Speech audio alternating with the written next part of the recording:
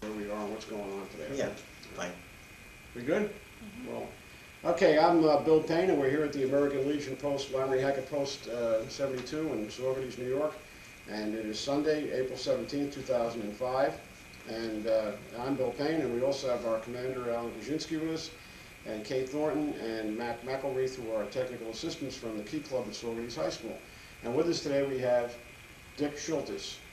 Morning, Dick. Morning. Thanks for coming and joining us in our efforts to preserve the military history for the Library of Congress. Wonderful. So, can you tell us, were you drafted or did you enlist? I was drafted. Where were you living at the time? In Saugerties.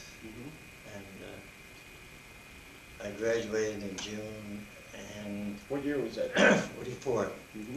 And I was taken into the Army in September the 8th. September the 8th of 1944. 15 weeks basic training and Where were you in basic training? Camp Willow, Georgia. Not the pleasantest place, but that's where we were. What was it like when you first got there? Different, because it wasn't as pretty as New York State, let's put it that way. And it was sand, sand, sand. And they moved one pile of sand from the other spot in the base to give us something to do to keep us occupied. Do you remember your instructors? What were they like? Funny. They always called me Schultz. You know, every time I think of Schultz as the one that was on television. Yeah, Hogan's Heroes. Yeah. So, but they were very good. They were tough. They had to be.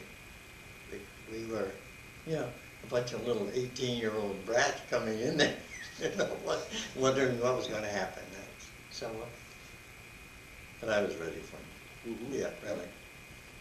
Okay. So, how'd you get through boot camp? Made it through okay? No problem. I had been very active in Boy Scouts, and I had done a lot of hiking and outdoor type things, and it was good for me. Some of the guys, you know.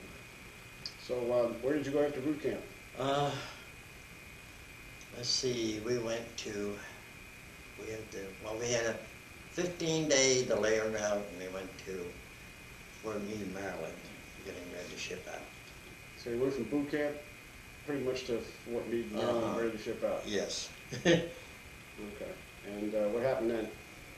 We were transferred there to Fort Dix, New Jersey, and that was our jumping off spot to load on to New York to go. I went over on the 4th largest ship afloat, the Ile de France, which was a cruise ship converted to a troop carrier.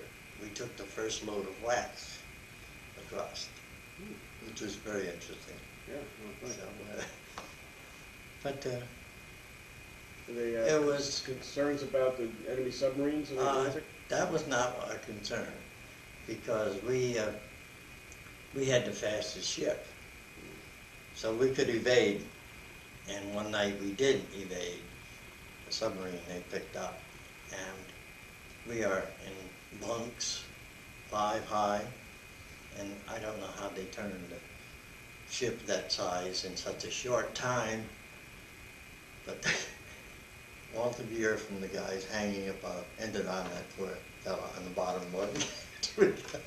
We all had to reclaim our gear on the way through. So, but that was it wasn't an eventful trip, but it was interesting, especially the first day out when you stand in the back and you watch the prop wash go out from the big screws on it, and it affected me. I got seasick first day, but then I learned my lesson. I stayed where the water was going this way instead of this way. But it was fun. And then you landed in Europe. Where did you land in Europe? Le Havre. You went right to La Havre, huh? Yeah. Not to England first. Uh-uh. No, right to La Havre. They wanted us. Yeah. Badly. When did you get to La Havre? Do you remember? I can't remember the date. Mhm. It was, and well, we landed over there just shortly after the main battle of the Bulge. We were the replacements for all the ones they lost out of our division. Mhm. That was the 80th Infantry, 318th Regiment, 4th Platoon, and I was the 2nd scout in my group. You got to be assigned as a scout. Mm-hmm. You went from La Havre to where?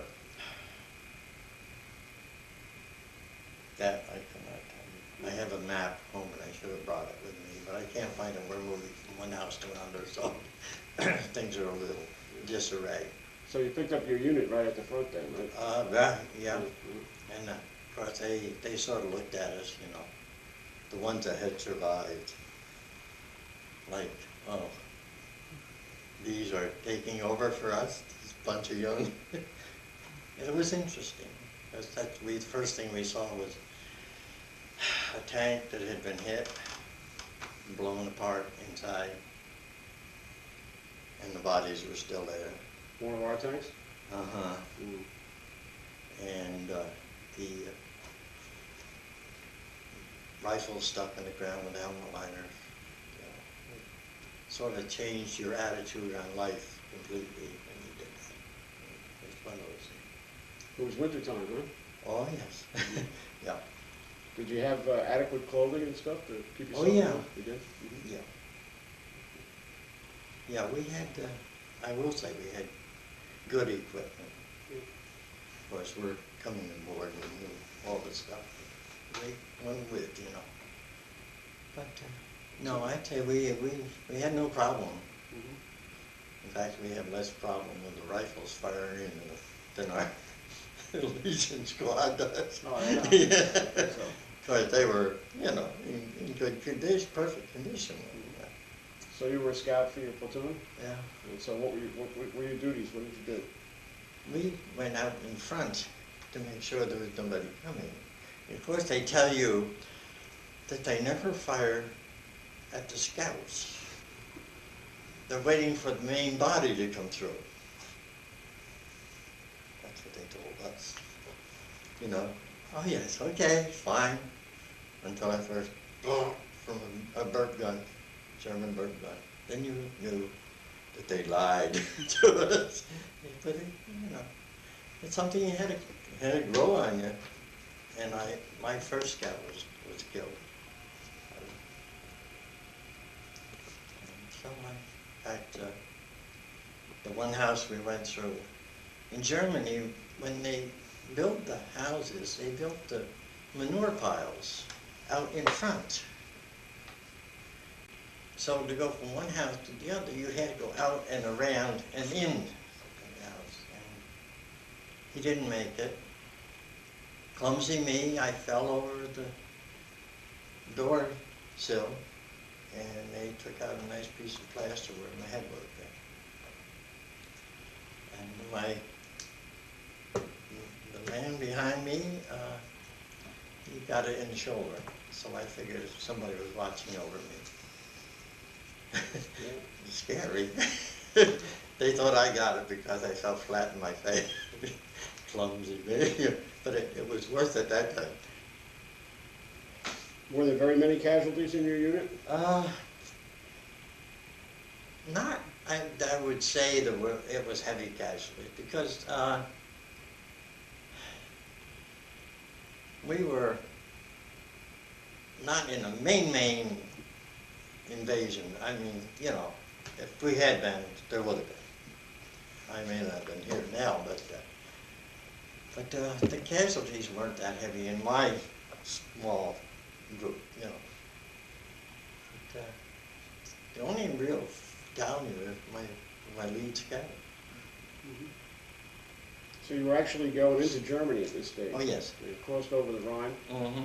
Yeah. Yeah. And you were meeting resistance from the German troops? It started, the main resistance we had was in Kassel, Germany. There they are still manufacturing their tanks.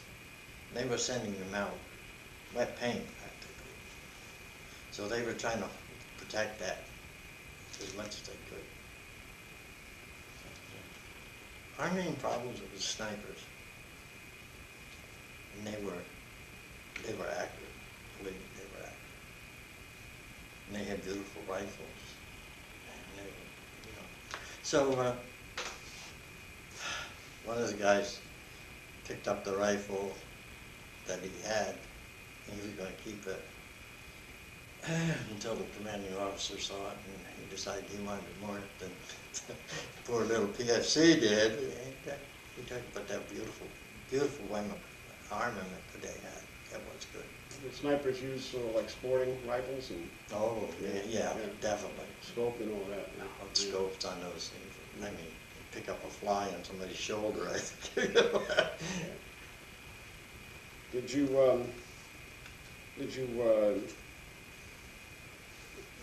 take any enemy prisoners? Were you involved in taking prisoners? Yeah, we in fact, I got a 32 automatic, that I had a prisoner come up to me, and he's taking off his pack, and I'm saying, well, watch this man. He reached into his pack, and I'm ready, you know. He pulled out his pistol, his ammunition, and it was in a holster, handed it to me. He did not want to be caught with it. So he was giving it up to me, and I took it, you know. I got it home, and I turned it into the police department. That was the time when they turned in all your confiscated weapons. I haven't seen it since. So you continued to serve in Germany right until the war came to an end? Yes. Yeah. Can you tell us about that? What was that like when the war came to an end? We got the word, and the guys, of course, really. And then they moved us immediately into it was a children's camp, training camp for the young people. Like the Hitler Youth? Uh-huh. Beautiful place. So they moved us into there, because I know that now you realize what they were doing. They wanted to make sure we were all together so that we all go at once. But it was interesting in there. And some of the memorabilia I had were what the Hitler Youth would have, were little tiny booklets with, I don't know what they said, but they were probably part of their education as far as I was concerned. So I picked up a bunch of those. I have a German flag just about that size. I was going to hang it in front of the house one day, and I said, no, but and we stayed in there until we got the word that we weren't going to be shipped out. The war was over, and you will now be broken up into whatever place they wanted. They shipped me to 6 of the guys and me and an officer went into Rosenheim, Germany. It was a crossover in a rail depot from Germany to Italy, and I was assigned to check the trains as they came through. I had 4 interpreters because the German people could speak 5, 6 different languages, and so we couldn't read the waybills or anything like that. So they were the ones that took care of doing the waybill. And in fact, I spent Christmas Eve in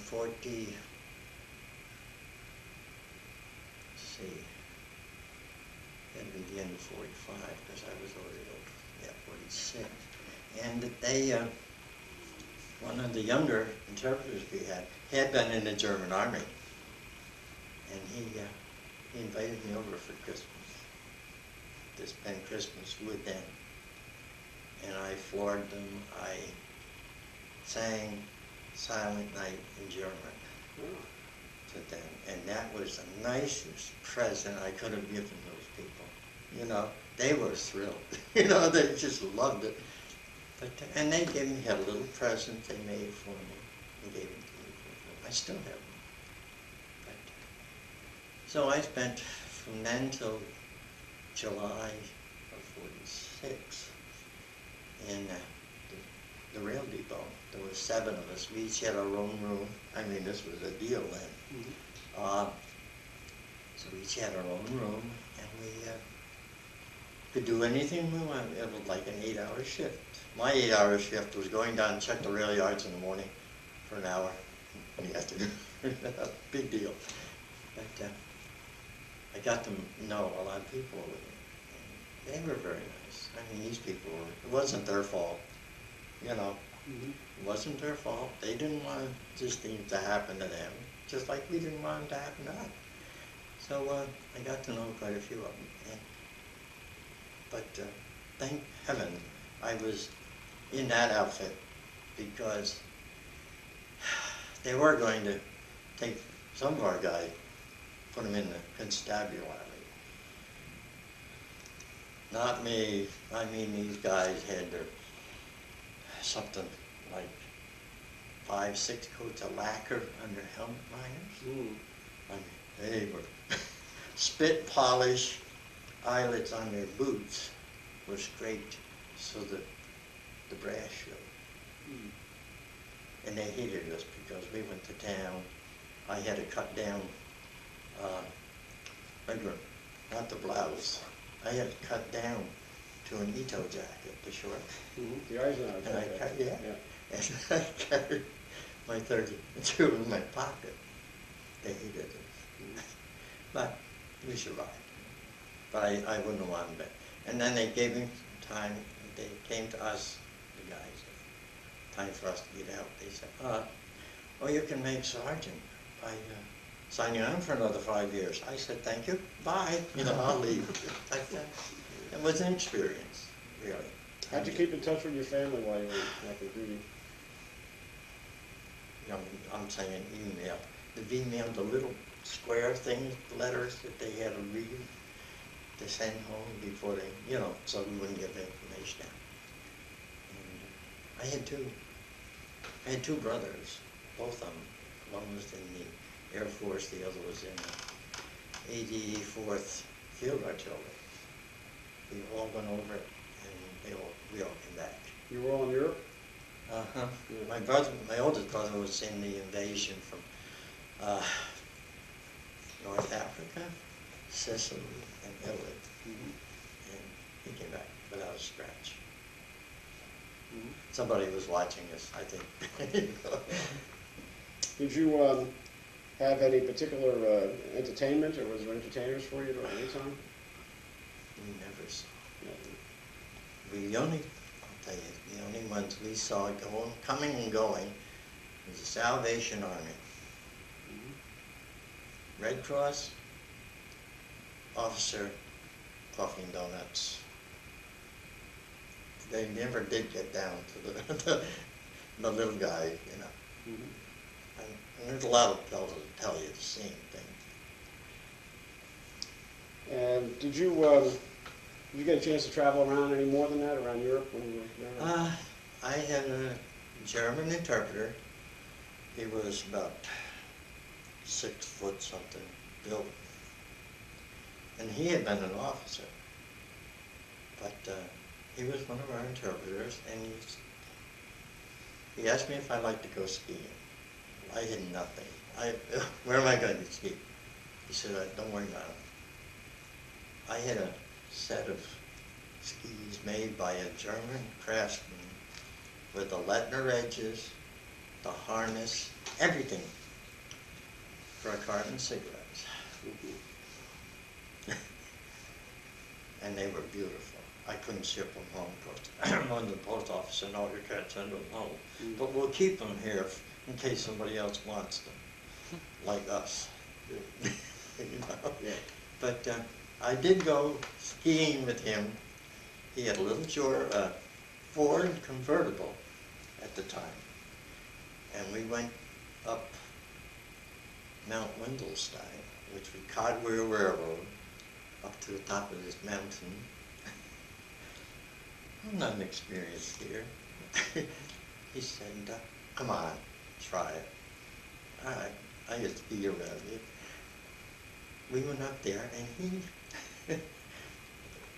gets off the thing, he puts skis on, he goes spring skiing, you know?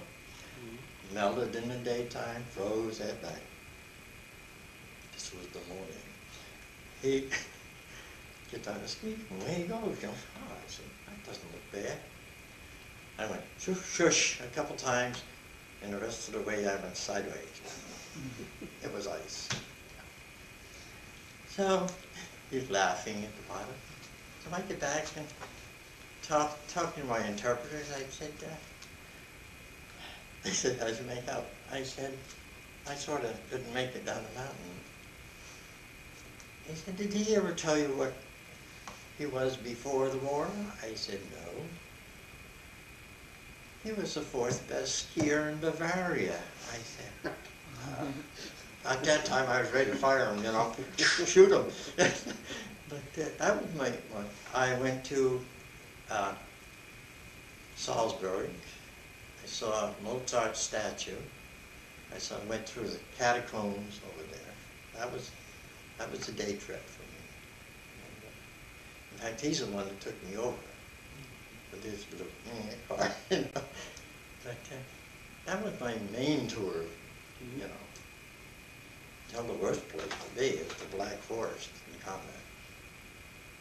When they say the Black Forest in daylight, it's still the Black Forest. It's heavily overgrown, you know, because you didn't know anything. You couldn't see anything until you heard. Then you know, there's somebody there. So. But it was an experience. They had fortifications in the Black Forest too, the Germans, concrete pillboxes, that type of thing. Yeah. You never knew where they were. You couldn't find them. So, were you awarded any commendations, or I see you have the combat action? Yeah, combat infantryman's badge, right? Combat infantry badge. How did you earn that? By being in active combat. There is a expert infantry badge, but it doesn't have the wreath around it.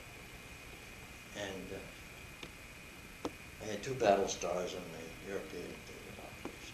And that was the only, I didn't no Bronze Star or anything, no Purple Heart. I didn't want the Purple Heart anyway. The good conduct, I don't know how I got that. But I guess it is an honor to get it.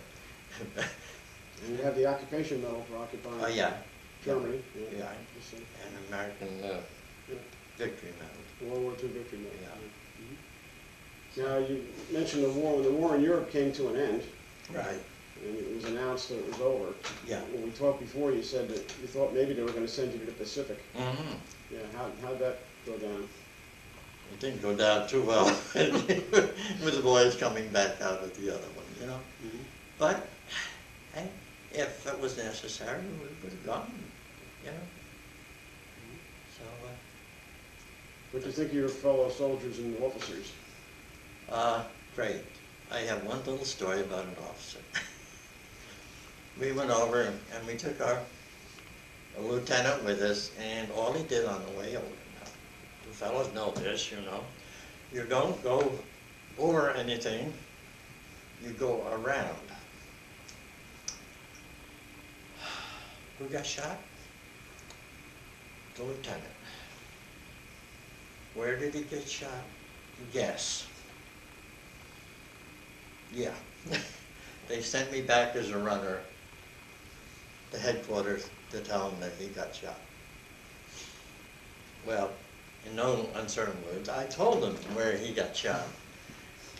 And they looked at me, and they all started laughing, because they knew what he was doing on that boat all the way over saying go around the thing. He went over something. And that was, you know, that sticks in my mind yet. This man is telling me what to do. And who gets shot where you shouldn't have been shot going over? And, we always laughed on the guys in the outfit were crack up. But that was the humorous part of the operation. So you came back to the USA, Mm-hmm. and you were discharged from the Army, Yeah. and then what'd you do then? I came home.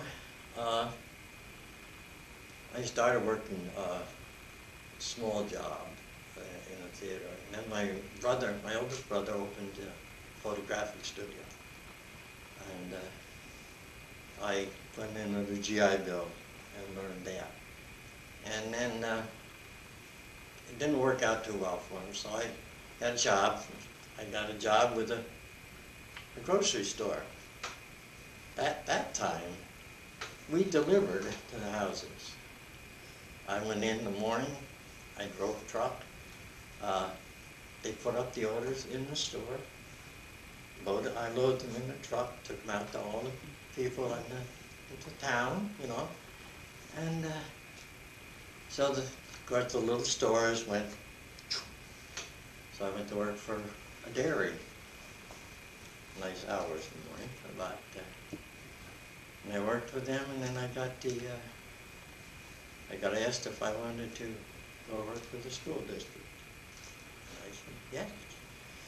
The opportunity was there, the benefits were there, and I said, yeah. I started out not making big money, but I advanced up to be the head of the maintenance department, which did all of the major repairs in the buildings. I had a crew of 4 men to maintain 5 buildings. It was sort of short, but we did. And that's where I stayed for 26 years. And I retired and made more money by retiring. I said, yeah, all kidding aside, these younger people going in there, they don't think of the benefits. I retired, and with my retirement and Social Security, I was making more money than I was working. So I said, you know, this is good. And I tried to tell these young guys, put some away, because 90% of them are not going to put any money away for anything else, and they're going to end up. My health insurance is paid as long as I live, and my wife's.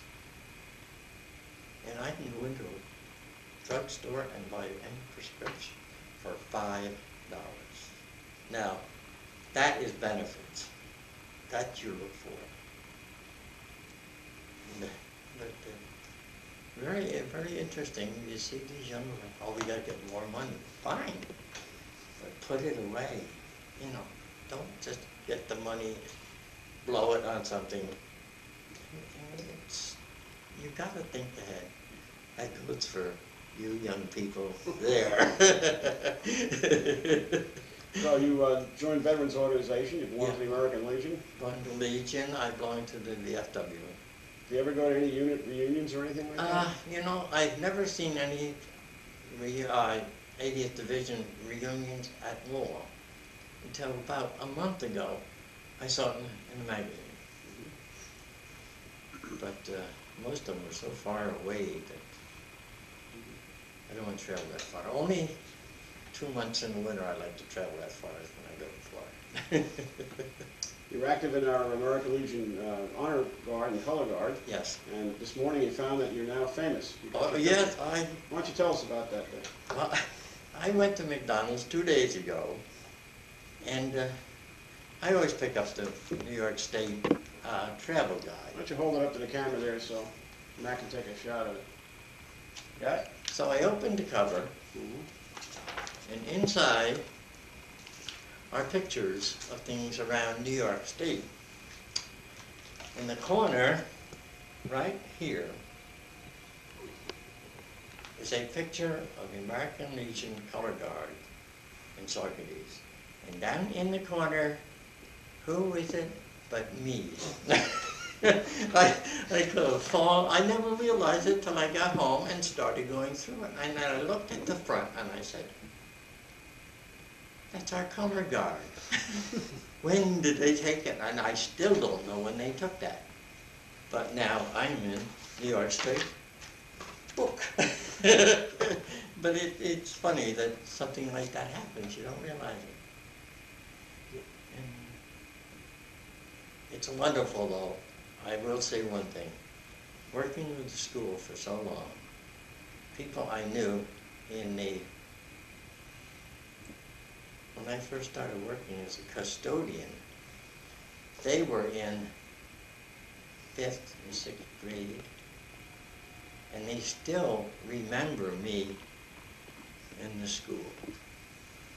I was called Abe by so many children in the elementary. And, but it's nice to have the children remember you, not as a beast or something like that, but as a nice guy. And I appreciate that. I'm 78 years old, and they can remember me yet, so I get some points anyway. How did your military experience, would you say, affect your life and your view of how you've done in your life? I think it gave me a better sense of what I have and what I went out and protected. And so many people don't. I went down to Mount Marion School once. They had a class, one of my grandchildren was in a class down there. And she mentioned something about me being in service. And the teacher said, do you think he would come in? I said, yeah, I'll come in. So I went in and I talked to the children, very attentive.